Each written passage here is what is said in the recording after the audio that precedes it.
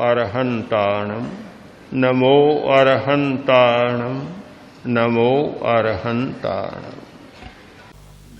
मुझे लगता है कि एक बेस बदल लेते हैं बहुत सारे लोग, और बेस बदलने से कुछ होता नहीं। एक पौराणिक कहानी है, सुंदरता और कुरूपता दोनों साथ हो गई। एक दिन साथ हो गई, दोनों सखियां थी, साथ साथ गई। दोनों ने सलाह की, चलो आज तो स्नान करें। तालाब पर गई, कपड़े उतार दिए, स्नान करने लगी। कुरूपता ने सोचा आज बड़ा अच्छा मौका, आज का मौका नहीं चूकना है। जल्दी से स्नान कर बाहर आई और सुंदरता के कपड़े जो वहां पड़े थे उन कपड़ों को पहनकर और चलती बनी। मैं तो जा रही हूं, तुम पीछे से आ जाओ। आज तक भी वह कुरूपता सुंदरता का कपड़ा पहने पहने आगे दौड़ रही है और सुंदरता उसके पीछे दौड़ रही है अपने कपड़ों को पाने के लिए, पर दोनों फिर मिली नहीं, कभी नहीं मिली। यह कुरूपता सुंदरता का कपड़ा पहने हुए घूम रही है हमारे सारे जीवन में, हमारे जीवन की सारी पद्धतियों में। ऊपर से बहुत सुंदरता और भीतर में वह कुरूपता, कुरूपता सुंदरता का कपड़ा पहने हुए बैठी है। जब तक उसका पर्दा साफ नहीं होगा, उस कुरूपता की वास्तविकता को प्रकट नहीं होने देंगे, जब तक उन कपड़ों को दूर नहीं हटाएंगे, तब तक हमारी मूर्छा नहीं टूटेगी, ये भ्रांति नहीं टूटेगी। भ्रांति को तोड़ने के लिए बहुत जरूरी है कि कुरूपता को नंगे रूप में देखें और सुंदरता के आवरण को दूर हटाएं, तो सचमुच हमें सत्य का साक्षात्कार होगा, वास्तविकता को समझने का मौका मिलेगा।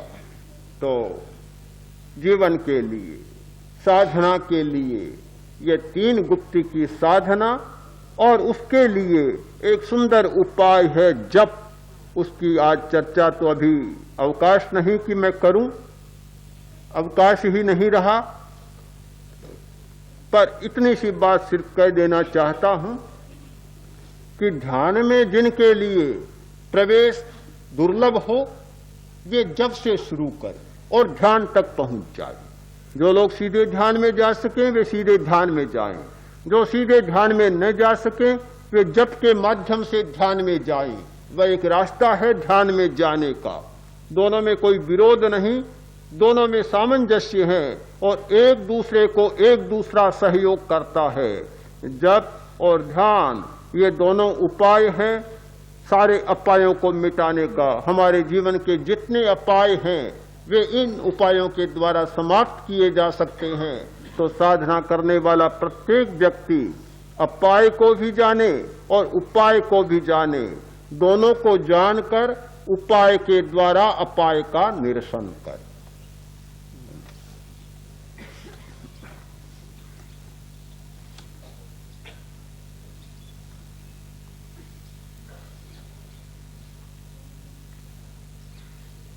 जप स्वतंत्र पद्धति से भी किया जा सकता है और चैतन्य केंद्रों पर भी जप किया जा सकता है, और चैतन्य केंद्रों पर किया जाने वाला जप बहुत सार्थक होता है, बहुत सफल होता है।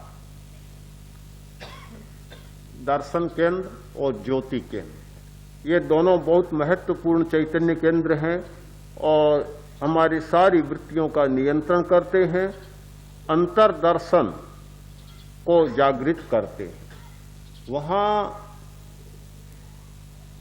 रिंग और क्षिंग का जप किया जाए तो बहुत सफल होता है और उनकी शक्ति जागृत होती है।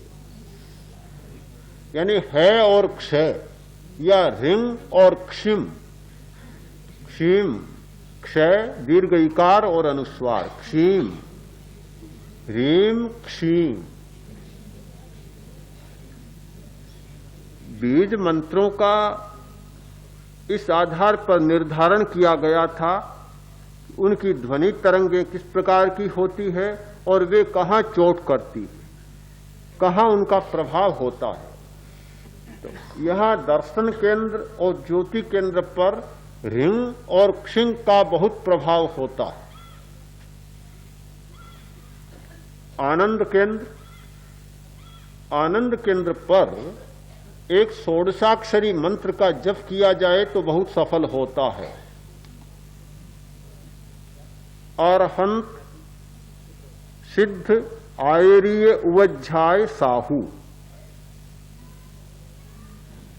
अरहत सिद्ध आयरीय उवज्झाय साहू, अरिहंत सिद्ध आयरीय उवज्झाय साहू। यह मंत्र बहुत उपयोगी होता है।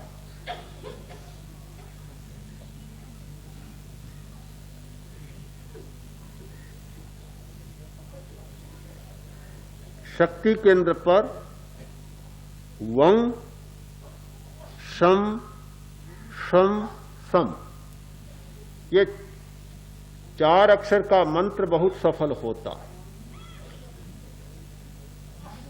वंग और 3 सकार, वंग शम शम शम।